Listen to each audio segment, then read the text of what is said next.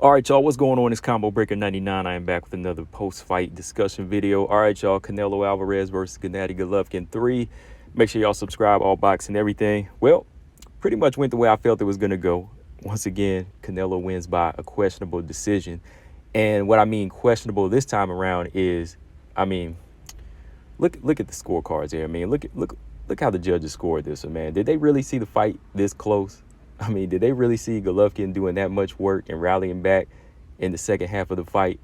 I ain't gonna lie, I didn't see it. I didn't know what the judges were looking at. I think one of the scorecards was 115 to 113. They had it that close. I'm like, come on now. Come on. Canelo Alvarez this time around pretty much made it look easier. I know it's a combination of two things here. For one, Canelo Alvarez, he's definitely gotten better than he did the first fight in the second fight. He's definitely been able to grow into the weight of 168. He's moved up and down in weight. This is pretty much what Golovkin's first time fighting at 168. I figured maybe, since he was older, that the weight would fare better for him and maybe his power would carry up and his punch resistance would carry up.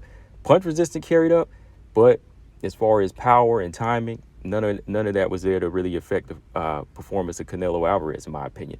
The same things with Canelo Alvarez as far as him kind of gassing towards the end of the fight. That's just him. Canelo Alvarez to me is his worst enemy in these fights, against Golovkin. That's how it always is. He slows down and he just starts to lose momentum.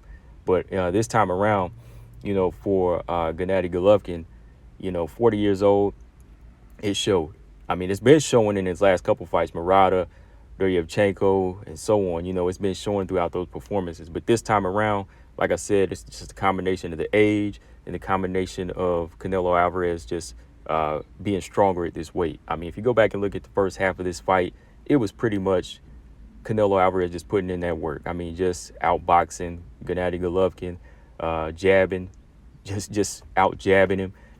Golovkin, he's known as one of the best jabbers in boxing, but I always said, if you could just get that timing down and you just have somebody that can measure range well and just start popping a solid jab off, especially for Canelo. Canelo, sometimes he commits to a lead left hook too much. That's kind of what cost him, some rounds in some of the other fights. But this time around, when he just started using that jab early, being quick with it, he was scoring more. He was knocking Golovkin's head back a lot in this fight. I think after like the first couple rounds, you could see Golovkin's face already kind of marked up over by his forehead. But yeah, man, like first half of the fight, I just had Canelo Alvarez just outworking him, just landing some nice jabs down the pipe, leading in with those left hooks every now and then and throwing that double jab and following up with the right hook to the body. Speaking of the body, I didn't really see the fighter commit to the body here, and I think that's kind of what cut back on Golovkin's chances as well as Canelo's chances of even stopping Golovkin. That's why I was just being real with this. I can't, go in there and say, oh, Canelo's going to knock out Golovkin. Oh, Golovkin's going to knock out Canelo. Neither one of these guys ever shows enough intensity or urgency against each other to knock each other out. Let's just be honest. In all three fights, neither one of these guys ever stepped on the gas and knock each other out. They were swinging for the fences at times, but they knew that they were missing by a mile because when they would just let their hands go, they wanted to be out of the way in case they got caught with something. They were more cautious and respectful in this fight at times. Canelo was letting a lot of shots go, but at the same time, he was never really putting himself in there in the pocket to knock out a guy like Golovkin. Golovkin's flat-footed, he's sturdy, and he just keeps coming forward. Even when he backed up Golovkin, he would step back and not take that chance. And then when you went into the second half of the fight, Canelo, he was just committing to the same pot shots. He never turned it up. And like I said, his chances of knocking him out went down because he ignored the body and he just started to fade towards the later rounds once again. Canelo, he just kind of took his foot off the gas, and I'd say Golovkin turned it up in rounds 9 and 10.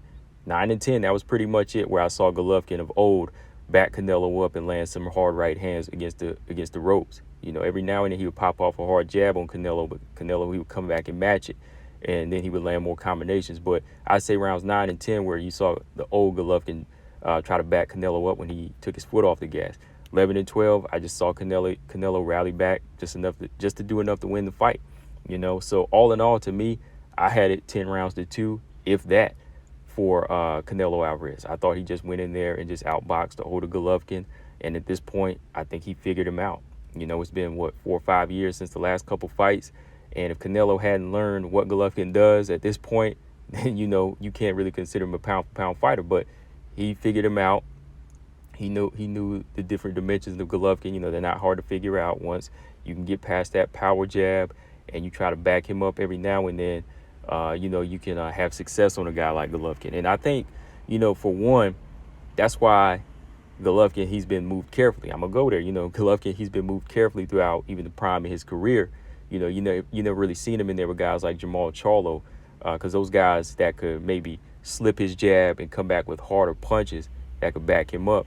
You could see those type of guys breaking him down and maybe beating him. You know what I mean? That's what I'm saying. Like, we don't know, but that's what it's kind of looking like here. Because if you look throughout Golovkin's career, when he's faced those harder guys that press him, like Goryevchenko, even guys like Murata, they have success. They've been able to put hands on Golovkin. You haven't really seen Golovkin throughout his career face any tough challenges, but when he has stepped it up, you saw him come out looking like a guy who's really been in a dogfight, right? So yeah, man, Golovkin at this point, he got what he wanted. He got his third fight, and he clearly lost this time. He admitted it. He said Canelo was a better fighter, right? So from here, I don't know what's next for him.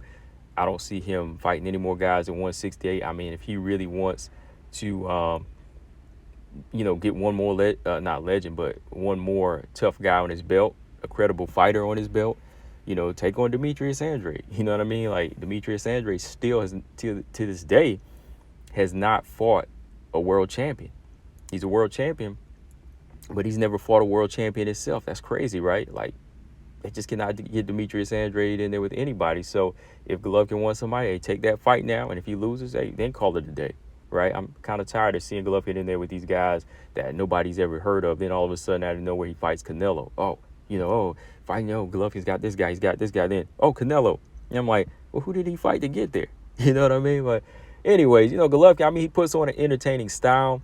He's just kind of like, one of those low-budget movies you see, or action movies you see on TV. Like, you're not really expecting, like, a lot of substance or great script to it. But it's just, just enough explosions in it, to kind of satisfy you. But would you go all out and pay for it? Would you go out and put the big dollar on it? That's how I kind of feel about Golovkin. His resume. Like, the style is fun to watch, but his resume and who he's fought doesn't really stand the test of time, like, the Hopkins and, the Felix Trinidads and, the Mayweathers and even Andre Ward, those type of guys, right?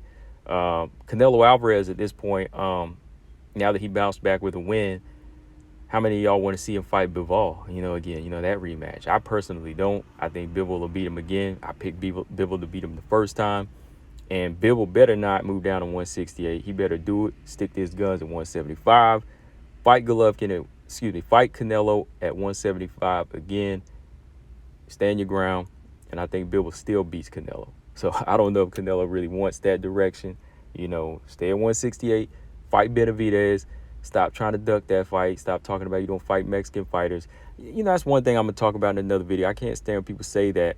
But if a black fighter was to say, I don't fight other black fighters, they would say, oh, what's this? You racist now? You just want to beat up on white guys or Mexican guys? You know what I mean? Like, black fighters, they don't say that, though. They'll fight each other, because it's the fight game. So now he's going to say, I don't fight other Mexican fighters. That's not how it goes. You have to fight. This is the fight game. This ain't the race picking cherry game. You know what I mean? Canelo need to get in there with Benavidez next. Bottom line. If he want to continue to make this big money and lure people in to, watch his fights, he needs to take on the guys that make sense. That's all I'm saying, right? Stop fighting these Eastern European guys that you got the style to beat, or ducking the slick black fighters. You know what I mean? Let's just be real, right? That's just a terrible excuse. Fight everybody. So yeah, man. Final thoughts. Golovkin. I think at this point, if he was to hang it up, I'd be cool with that. I'm not sure if he doesn't, want to go out on a loss. Some guys, they just want to rack up one W on their resume and then call it a day. But we'll see. Canelo, yeah, stay away from 175. Just stay at 168. Give us that Benavidez fight or a Charlo or Andrade. Somebody fight Andrade, doggone it. Man, I'm just sick of this, man. Somebody give Demetrius Andrade a fight at this point. I really want to see his level at this point before he's done in this game, y'all. But yeah, that's all I got, guys. Let me know in the comment section what y'all thought of the fight. Average fight. I checked it out. Was what it was. Combo Breaker 99. Make sure y'all subscribe. I'm out. Peace. And oh yeah, the fight 10 rounds to 2 wasn't a close fight. I want to say 11 rounds to 1, but I'm being nice here. Subscribe. Peace.